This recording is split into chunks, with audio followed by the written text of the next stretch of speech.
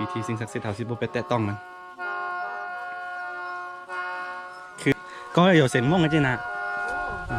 梦汉ฮะ梦汉ม่งห่าสวยงามจังเพื่อนแบบมงแท้ๆเลยนี่ประตูเข้ามี2 เบื้อง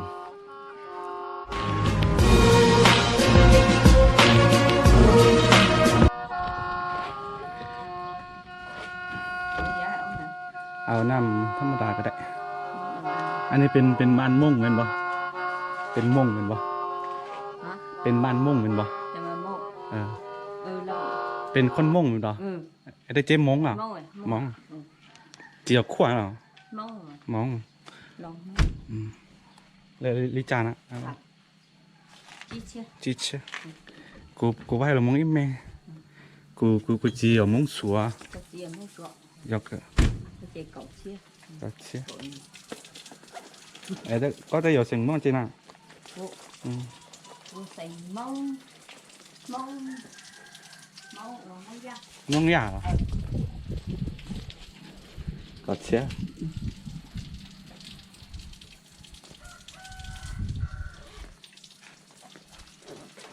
คือตอนนี้เราแวะในระหว่างทางจากสีจะเดินทางไปกลับไปยังเมืองรองเนาะเราแวะเที่ยวบ้านม่งได้นึงตอนนี้ซื้อน้ำเย็นๆน้ำมะพร้าวแล้วก็เราจะไปลองเที่ยวเบิงหมู่บ้านนะตอนนี้กับอีแม่คนนึง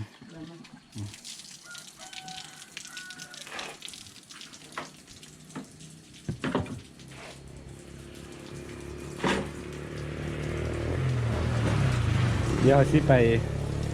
เข้าไปในหมู่บ้านเบิงเนาะว่าเป็นอะไรเบิงแบบเฮินซานบันซองหรือว่าได้หลายอย่างเนาะจะเดินทางไปตอนนี้กินน้ำก่อนกับการเดินทางกลับขึ้นสู่เมืองรองแขวงหลวงน้ำทา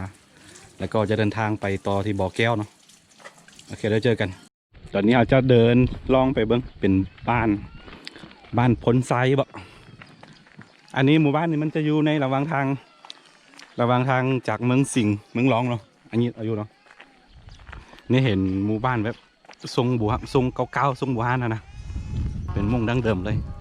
ก็เลยว่าไทยมาเข้ามาเบิ้ง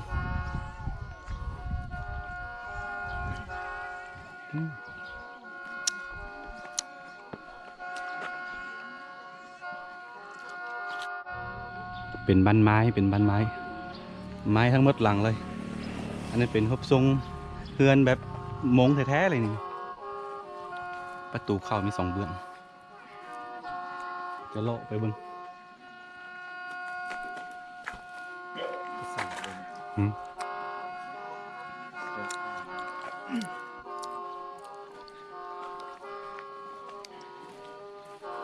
เงียบเนาะเพราะว่าช่วงนี้ก็น่าจะเป็นช่วงเฮ็ดไร่เฮ็ดสวนแหละครับว่ามีคนอยู่เพื่อใครคิดฮอดแบบบ้านเก่าๆวิถีชีวิตแบบดั้งเดิมของชนเผ่ามงเนาะ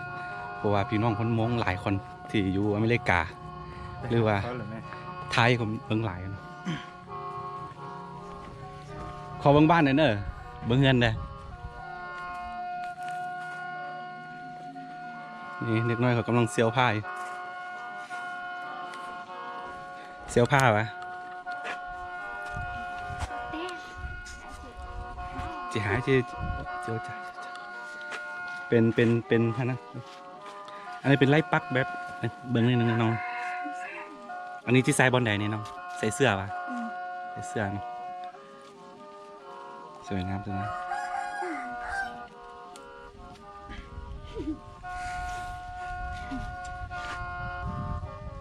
อันนี้เฮ็ดอย่างเป็นมีเฮ็ดของมีอย่างบ่เป็นเฮ็ดพีเนาะ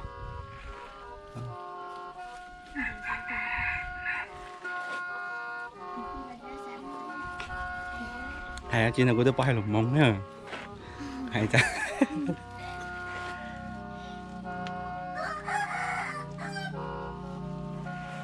คอเข้าไ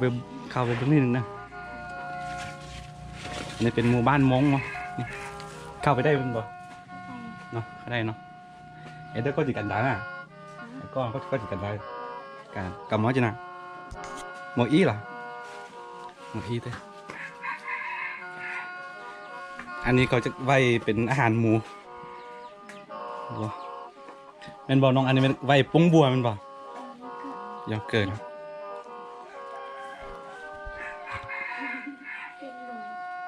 นี่น่าเป็นหมู่บ้านลักษณะนี้คือเอายังไงภาษาที่เขาว่าค่อยฟังได้เนาะแต่ว่าค่อยว่าค่อย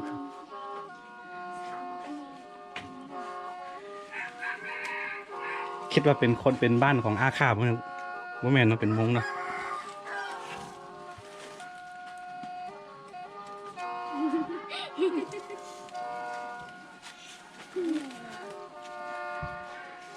ฝนจะตกแล้วจักปีแล้วน้องไห้ก้อนอ่ะกับเป้ส่ง13 ปีเนาะงามเลยน้อง13 ปีไก่หมูอีได้เก่งช่างเรียนม.1 13 ปีมึงลองมีอันมึงลองจะหยอกก็ไม่อย่างไรมึงลองมีอันคนหน้าค่าลายเนาะมึงมีจากบ้านจนเผามงเลยดูใกล้ๆเถอะเฮ้ยจ้าจำมุเข้าใจเนอะจะเป็นเบิ้งนั่นคืออยู่แถวเมืองสิงห์เมืองร้องเนี่ยจะเห็นหมู่บ้านมงเนี่ยน้อยสุดน้อยส่วนน้อยเลยเพราะว่าประมาณเมืองคือเมืองร้องเนี่ยประมาณ 80% นี่เป็นคนนาคาเนาะ 80%คนมงชนเผ่ามงแต่น่าจะมีประมาณ 2-3 หมู่บ้านนี่แหละในเมืองร้องเลยนี่ท้องฟ้ามืดเลยฝุ่นจะตกอย่างที่บอกไปเมื่อกี้เนาะเผื่อใครอยากเห็นแบบวิถีชีวิตดั้งเดิมของชนเผ่ามงประมาณนี้นะเที่ยวไปเลยในระหว่างทางก็เลยว่าแวะถ่ายคลิปบ้านๆให้ทุกคนได้เบิ่งกันน่าจะมีอันเฮ็ดของหรือเฮ็ดพิธีอะไรสักอย่างนี่แหละเบิ่งจากอันข้าวสารกระแตไว้ในหน้าบ้านหน้าประตูมานี่นี่พี่แม่เฮ็ดใจแม่ม่วงเต้เหรอกูได้หยบขวานะกูหยบขวายอมบอกเกี่ยวเราสิกูไปหรอมงอิมแม่อันเด็กหายจิแม่งนะก็ย่ำบุกเกี้ยงเดี๋ยวเกิดยอมบอกเกี่ยวไอ้กูใส่ก็เจ๊นี่มันน่าจะเป็นพิธีคือนี่เลยเนาะน่าจะเป็นพิธีสิ่งศักดิ์สิทธิ์เท่าสิบ่ไปแตะต้องมันคือแบบนี้นอนนี่ที่นอนแล้วก็มีเตาไฟอยู่นี่อันนี้เป็นแบบวิธีดั้งเดิมเลยแล้วก็เป็นหมู่บ้านดั้งเดิมของชนเผ่ามงเลยนะประมาณนี้นี่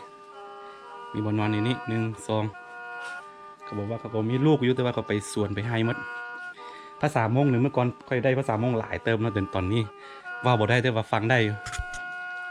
ลืมไปหมดบ่ได้อยู่โอ้จานนะก็อยู่เสียงมงกันจีนะมงห่างฮะมงห่างอ่ะถอยกูต้องก็มั่วพังยิ่งมงเตาซ่าไปแม่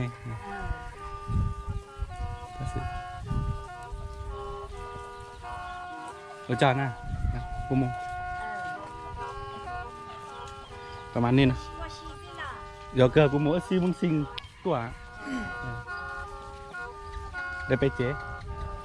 บ่ขึ้นไปเลยอีกคนบ่ขึ้นได้ละประมาณเป็นบ้านๆเนาะคือตะเกว่าภาษามง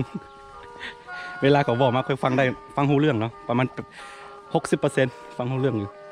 แต่ว่าเสียค่อยว่ามันบ่เป็นลิ้นแข็งหมดละบ่ได้เว้าดนเพราะว่าย้อนยังค่อยได้ภาษามงเพราะว่าเมื่อก่อนตอนเรียนประถมเรียนม.ต้นม.ปลายแบบนี้นะมีเพื่อนเป็นมงหลาย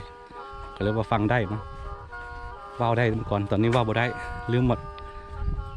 แล้วก็มีเสื้อสายตระกูลของเพื่อนก็มีคนมงเนาะทางคนปูทวด นี่คือใส่มงคือกันเด้อ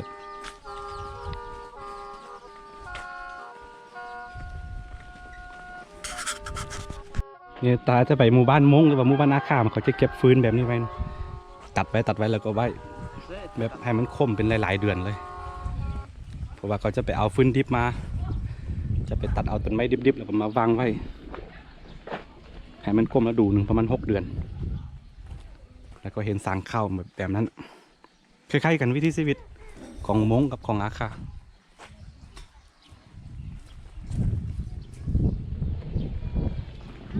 โอเคเป็นคลิปสั้นๆเนาะฝนจะตกแล้วเขาต้องเดินทางต่อไปยังเมืองแขวงบ่อแก้วสปปลาว